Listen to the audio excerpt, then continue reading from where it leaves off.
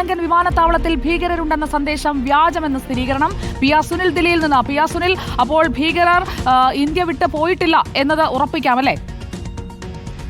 എന്തായാലും നേരത്തെ ഈ ഒരു ശ്രീലങ്കൻ വിമാനത്തിൽ പരിശോധന നടന്നത് സംബന്ധിച്ചുള്ള റിപ്പോർട്ടുകൾ പുറത്തു വന്നത് ഏതായാലും രഹസ്യാന്വേഷണ വിഭാഗത്തിന് പെഹൽഗാം ഭീകരാക്രമണത്തിന് പിന്നിൽ പ്രവർത്തിച്ച ചിലർ രാജ്യം വിടാൻ ശ്രമം നടത്തുന്നു എന്ന സൂചനകളുടെ അടിസ്ഥാനത്തിലായിരുന്നു. ഏതായാലും ഈ ഒരു സൂചനകളെ തുടർന്നാണ് ഇങ്ങനെ ഒരു പരിശോധന നടന്നത്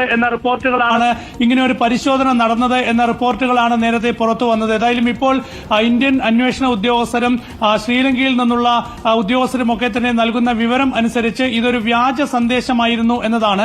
അപ്പോൾ ഒരു വ്യാജ സന്ദേശമായിരുന്നു ഭീകരർ ഈ ഒരു വിമാനത്തിൽ ചെന്നൈയിൽ നിന്ന് കൊളംബോയിലേക്ക് കടക്കാൻ ശ്രമിച്ചു എന്നത്. ഏതായാലും ഈ ഒരു സന്ദേശത്തിന്റെ അടിസ്ഥാനത്തിലായിരുന്നു ചെന്നൈയിൽ നിന്നുള്ള കൺട്രോൾ സെന്റർ ശ്രീലങ്കൻ അന്വേഷണ സംവിധാനങ്ങൾക്ക് ഒരു നിർദ്ദേശം നൽകിയത്. ഈ വിമാനത്തിലൊരു സംശയാസ്പദമായ സാഹചര്യത്തിൽ ഒരാൾ യാത്ര ചെയ്യുന്നുണ്ട്, അന്വേഷിക്കണം എന്നത്.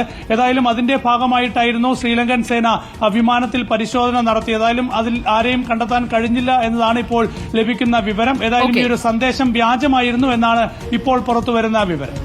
ശരി, ഭീകര ശ്രീലങ്കൻ വിമാനത്തിൽ എന്നത് വ്യാജമാണ് എന്നത് ഇപ്പോൾ സ്ഥിരീകരിച്ചിരിക്കുകയാണ്. ശ്രീലങ്കയുടെയും ഇന്ത്യയുടെയും ഭാഗത്ത് നിന്ന് സ്ഥിരീകരണം ഉണ്ടായിട്ടുണ്ട്. അപ്പോൾ ഭീകരർക്കായുള്ള തെരച്ചിൽ ഒരു ഭാഗത്ത് നമ്മുടെ സൈന്യം നടത്തുന്നുണ്ട്. സൈന്യത്തിൽ വിശ്വാസം അർപ്പിച്ച് നമുക്ക് മുന്നോട്ട് പോകാം. തിരിച്ച് നമ്മുടെ നാട്ടിൽ